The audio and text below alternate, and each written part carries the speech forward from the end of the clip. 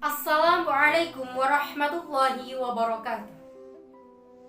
Kisah seorang anak kecil yang sangat merindukan baginda Nabi Muhammad sallallahu alaihi wasallam terjadi pada zaman Syekh Abdurrahman At-Tibai, seorang ulama besar pengarang kitab Maulid At-Tibai.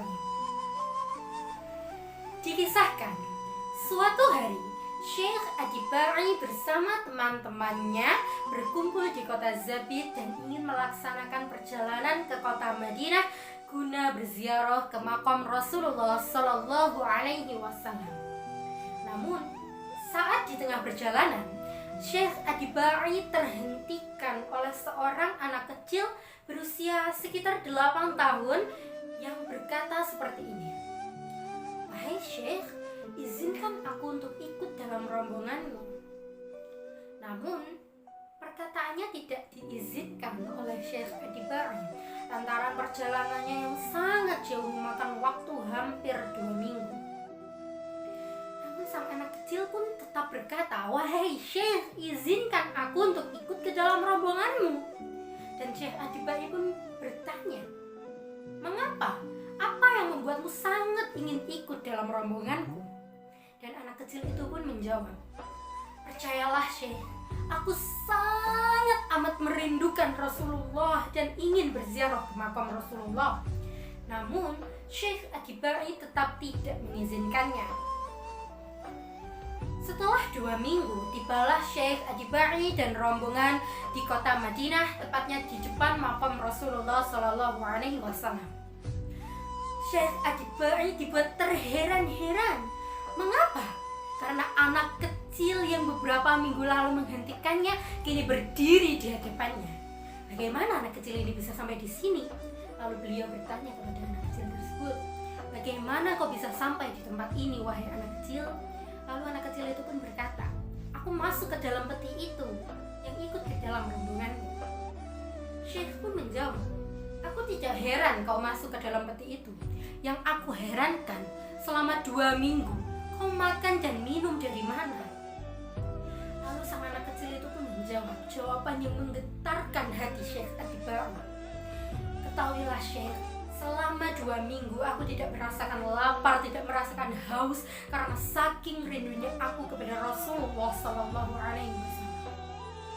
Lalu anak kecil itu pun bertanya kembali, "Wahai Syekh, apakah tanah ini pernah dipijak oleh Rasulullah?" "Iya, tanah ini pernah dipijak oleh Rasulullah."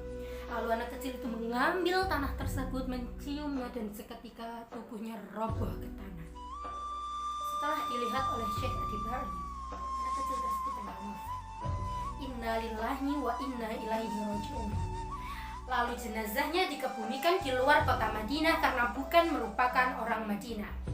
Lalu Syekh dan rombongan menjalankan umroh. Setelah umroh, Syekh At-Tibai teringat akan anak kecil tersebut dan berniat menziarahi makamnya.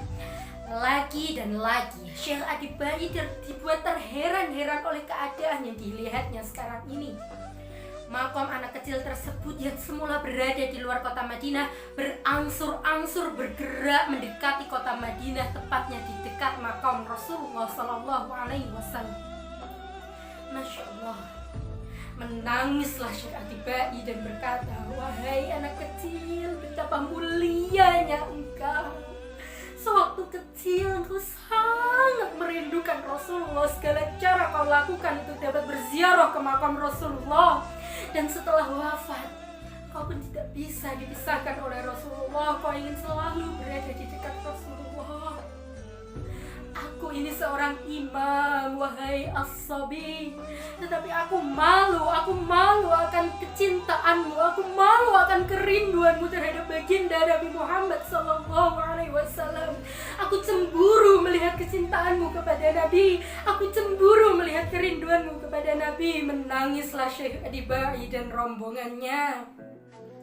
Setelah setibanya di rumah, kisahnya tertulis abadi di dalam karangan Syekh At-Tibai, yaitu kitab Maulid At-Tibai. Saya menjadi teringat akan sebuah perkataan Sayyidina Abu Bakar dalam kisah Bilal bin Rabah. Beliau berkata, "Orang yang rindu kepada Nabi tidak pernah ditinggal oleh Nabi."